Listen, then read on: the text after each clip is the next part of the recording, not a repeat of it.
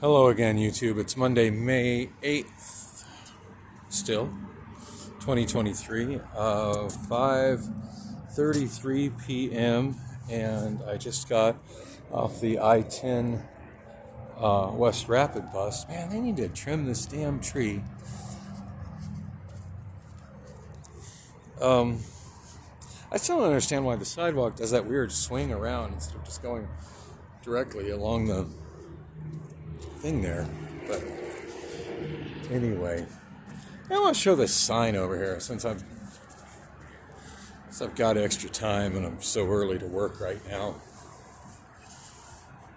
Oh, I wonder what that bus is. That's not an I-10 West Rapid. The bus coming off 79th Avenue, off the freeway.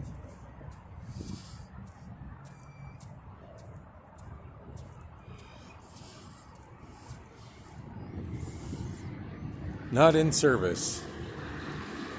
I just think of the potential of how much more service there would be if every one of these not in service buses were providing service to wherever it is they're going to from wherever it is they're coming from.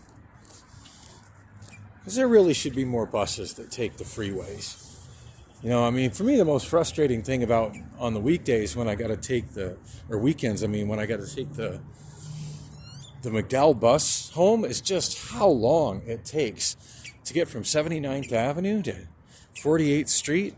It's like an hour and a half, which is just brutal because going down the freeway, driving, unless it's rush hour traffic, that's a 20-minute drive.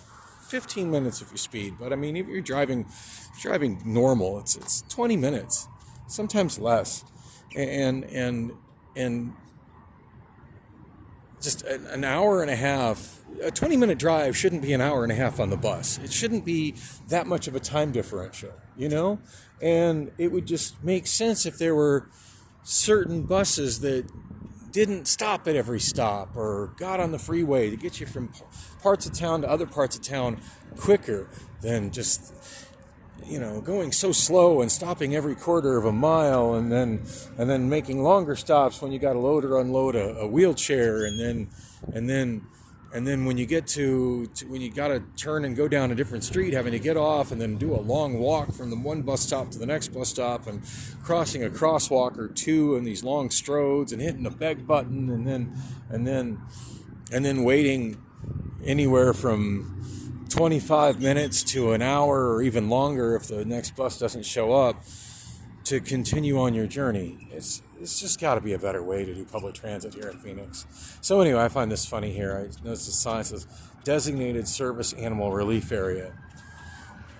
So this transit center here, it's got restrooms over there in that building there for the drivers, but they're locked and they're only available for the bus drivers. There's no actual restrooms for the people that are here waiting for the bus, or, you know, people who got off the bus and have probably been on, very likely been on a long journey to get here. But there's a designated animal relief area, which I guess is where humans have to piss as well. And on that note, I think the last time I walked through here, I saw a guy pissing on that cement fixture over there. And there's a shopping cart. I wonder what that's doing there, how it got here. Looks like it came from Walmart. All right, ducking under the tree again. So still no word from Rob. No shock there. I couldn't force him to take him with me. Or to take me with him. I couldn't force him to do that when he went to drop me off at home. And I'm like, yeah, I don't want to be at home. At least take me to Costco. That's not an option. I couldn't force him to do that. I guess I could have refused to give him the paperwork, and there goes the I-10 West Rapid bus, where it drives back to downtown completely empty instead of offering express service from here back into downtown Phoenix. I don't know, it just really upsets me how it's not a two-way service. It just goes one direction one time a day and one direction another time a day. I mean, I couldn't work. I couldn't handle working day shift at this Amazon. If I had to take the local buses to work every day, oh, it takes so long and it's such a miserable ride. It's just frustrating enough on the weekends. It took me so long to get home on Sunday. And I feel like I already explained this once, but yeah, I got off work 20 minutes early on Sunday because I was pushing the 60-hour limit, so I had to clock out 20 minutes early. And that ended up being a whole ordeal that they've literally got me on suicide watch at the fucking warehouse right now. I don't want to talk about it. So anyway, fucking 20 minutes early, and I walk up to, and that's like way before the first bus runs on McDowell. So I walk up thinking, well, not as long of a wait for the first bus over at Van Buren, but then the first bus on Van Buren straight up doesn't show up. After the app was showing it was going to show up, showing it was early, and then showing it was on time, and then it just didn't show up. So, even the app can only be trusted so far.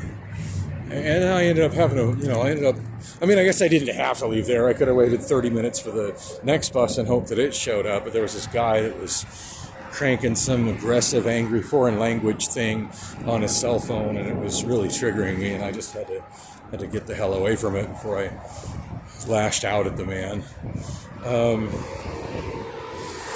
And so I ended up walking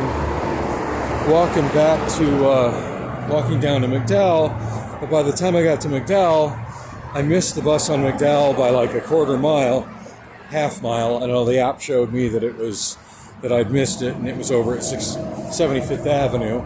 So I had to wait so it would have been like a 30-minute wait for the next bus, but it ended up being like a 45-minute wait because it was 15 minutes late. And so frustrating. So speaking of how frustrating it is to ride the McDowell bus to work. So last night I was so depressed I couldn't even function at work. Absolutely just and I kind of opened up to Kim about how bad my situation is at home, and she's like, well, maybe there's things, do you want to take an Uber? I'm like, I can't afford an Uber. And it's probably like $50 to take an Uber from here home.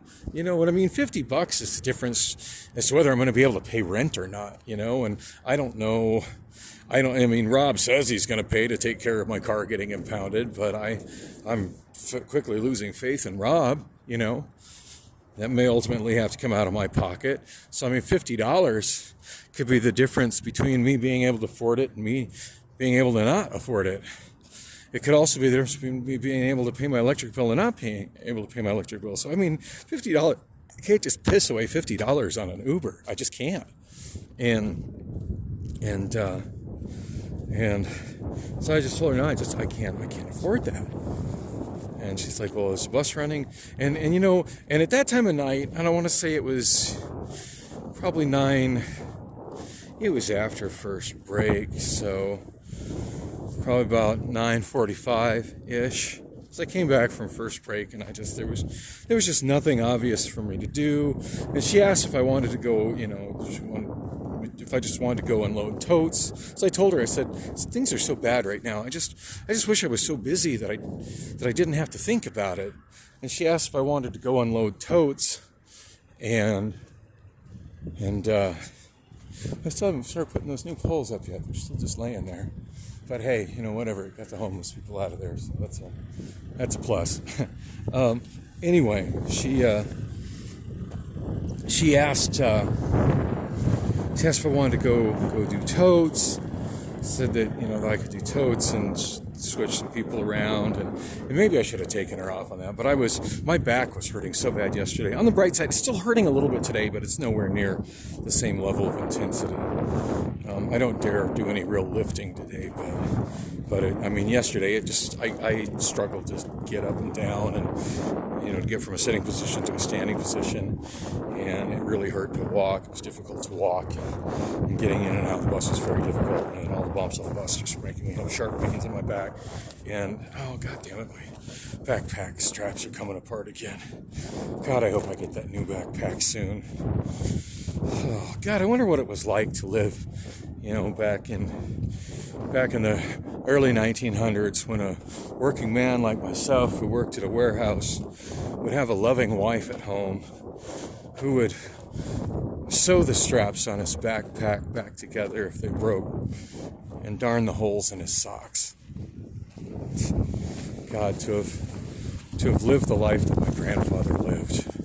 I'm so jealous of that.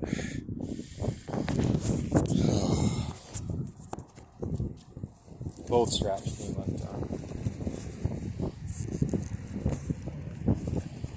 I did order another backpack. It's supposed to be here soon.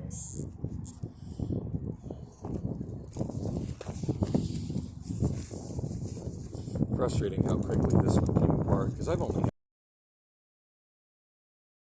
the first strap broke within the second week of me owning it. But manufacturing to China, and everything's just made as cheaply as possible, and this is what you get when things are made as cheaply as possible. You get cheap things that fall apart. Nobody really cares about. For some reason, as cheap as possible, still I can barely afford it.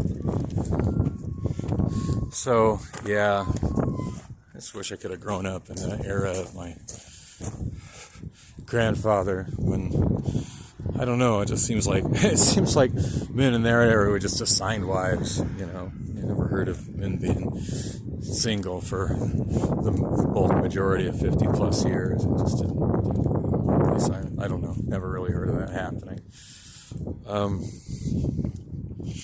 And I don't know, I just feel like there are things that I somehow just missed out on growing up, and I don't know how other people learn, how to understand how other people learned how to, I don't know, just how to adult, how to get a spouse, and how to build a family, and how to get a house and a car, and how to have a career. Like I feel like I was never taught any of that stuff, and now I'm sitting here, with probably my life 2/3 over or more, and just thinking, at this age I should be looking at retirement and welcoming my grandkids into the world, and instead I'm looking at a short of a homeless girl on clearly freaking out on drugs, and thinking, I think that's my daughter. Yeah, you're across the line, dude. Thinking, yeah, that's my daughter, and that's frustrating. And I still don't even know where my other daughter is. And I guess I could have married her mother. I think Elise wanted me to marry her, but yeah, I didn't want that either.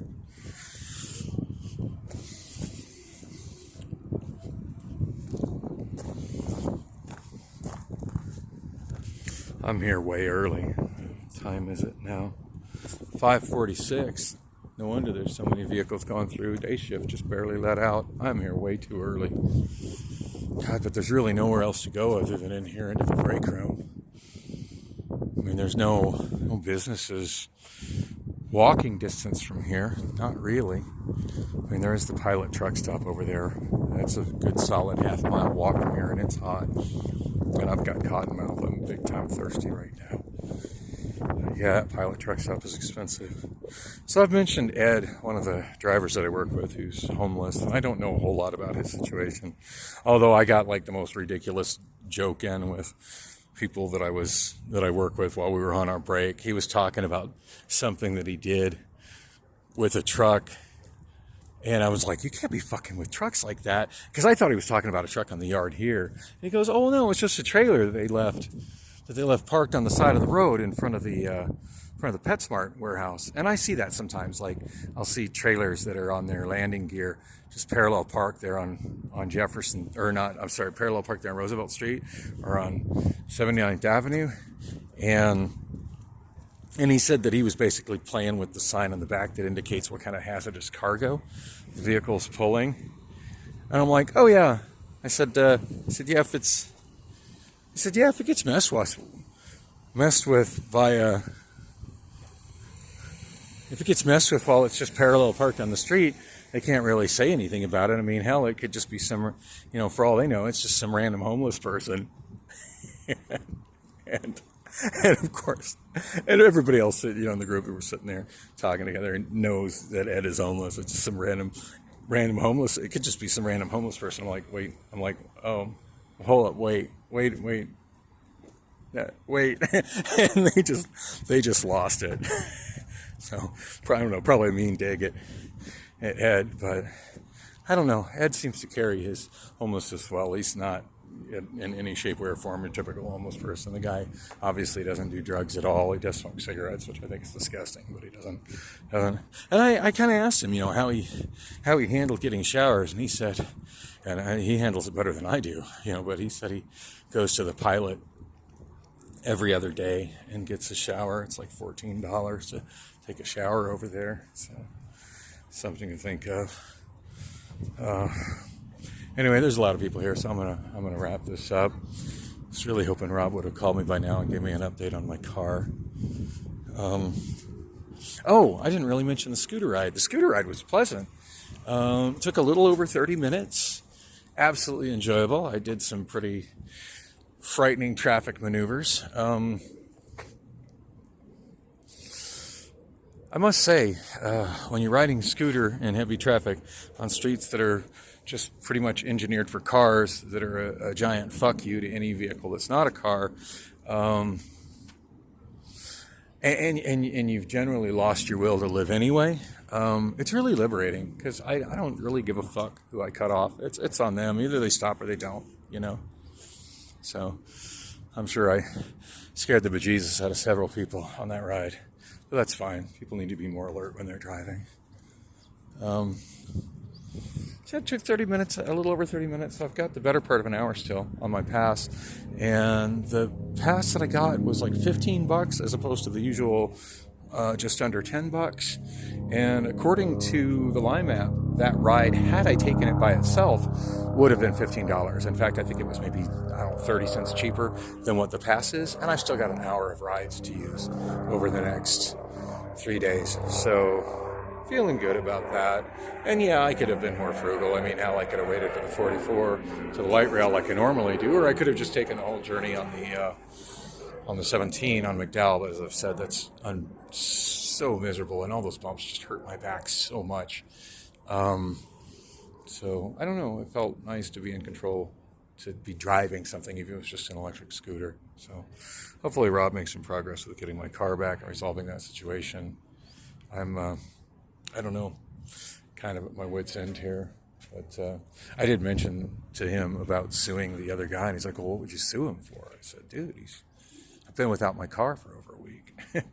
I mean, at what point is there a liability for me being deprived of my vehicle? But then again, was there any actual promise? Certainly nothing on paper of when I would get it back.